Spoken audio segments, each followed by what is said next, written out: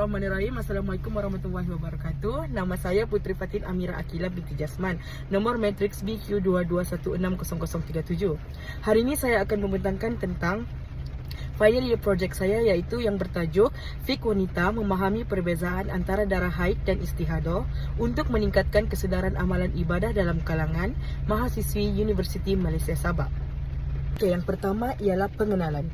Agama Islam telah menetapkan syarat-syarat yang khusus dalam bidang-bidang syariah untuk penganutnya dan mempunyai syarat yang berlainan, khususnya untuk kaum wanita. Ini tidak bermakna bahawa Islam telah menyekat atau menghadkan cara hidup atau tingkah laku kehidupan seharian seorang wanita Islam. Ini adalah salah satu cara untuk menunjukkan bahawa Islam menghormati dan melindungi maruah seorang wanita. Saya akan membentangkan tentang latar belakang kajian saya. Sebagai wanita, kebiasaannya apabila mereka telah mencapai umur balik atau dewasa, mereka akan mengalami proses kitaran darah haid dan istihadah. Kedua-dua keadaan ini adalah keluarnya darah dari faraj ataupun kemaluan wanita akan mengalami kitaran haid untuk menunjukkan bahawa perbezaan wanita dengan lelaki, dan itu adalah sunatullah yang bermaksud sistem dan peraturan yang telah ditetapkan oleh Allah Subhanahu Wa Taala terhadap semua makhluk, dan tiada siapa yang boleh mengubah dan menghalang ketetapan yang telah dibuat, kerana hendaklah meyakini bahawa Allah Subhanahu Wa Taala telah mengatur kehidupan manusia bersesuaian dengan peraturan dan ketetapan syarak. Seterusnya adalah masalah kajian.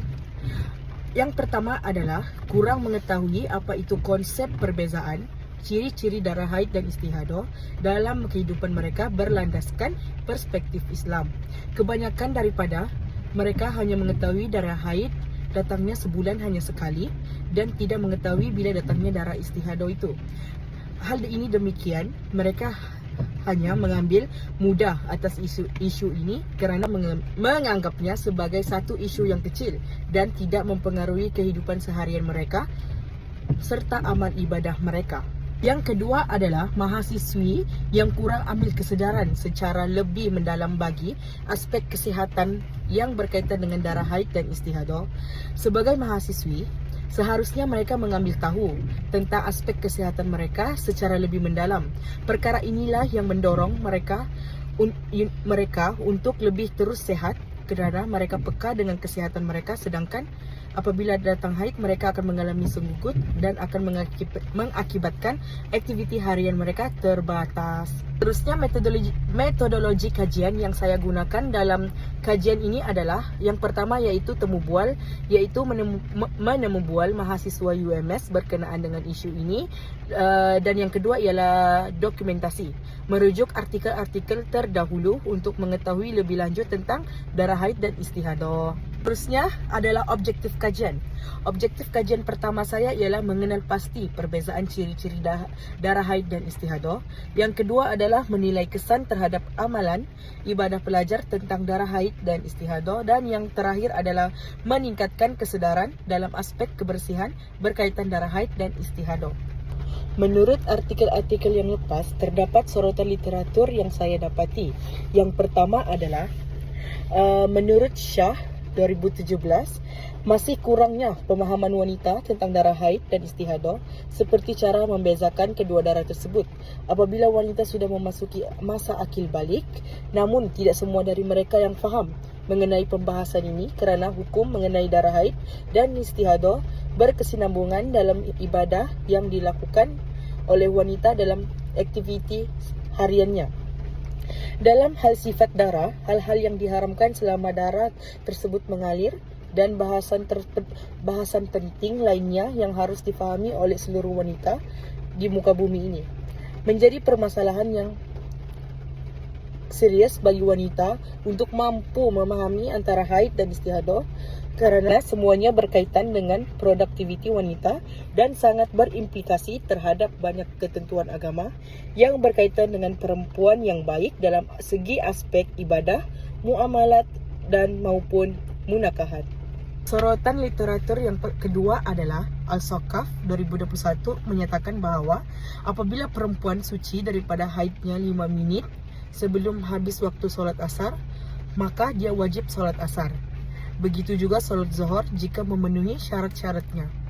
Literatur yang ketiga ialah daripada Junaidi dan Listiandi 2020, antara ajaran Islam yang mempunyai hikmah yang baik, khususnya dalam soal kesihatan reproduktif, termasuklah taharah iaitu bersuci, masalah haid, istihadah, peraturan menutup aurat dan sebagainya. Sebagai seorang Muslim, mengamalkan syariat Islam adalah satu kewajipan yang mesti ditunaikan.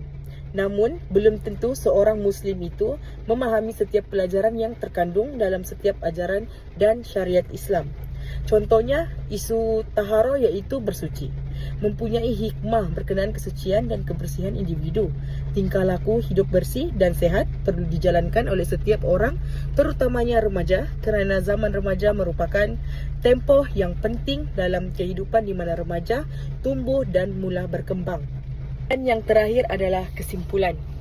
Kesimpulannya adalah memahami perbezaan antara darah haid dan istihadah adalah penting dalam meningkatkan kesedaran amalan ibadah, terutamanya dalam aspek kewajipan, solat dan puasa.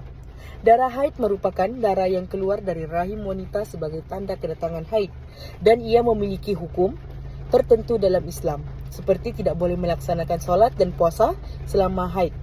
Sebaliknya, istihadah adalah darah luar biasa yang keluar selain dari haid, dan ia tidak menghalang seseorang wanita itu untuk menunaikan ibadah seperti solat dan puasa, walaupun ia boleh menyebabkan kekeliruan jika tidak difahami dengan jelas.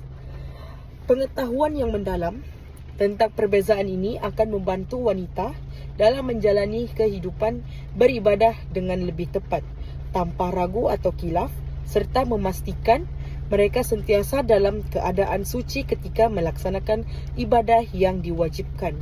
Sekian itu saja daripada saya. Terima kasih.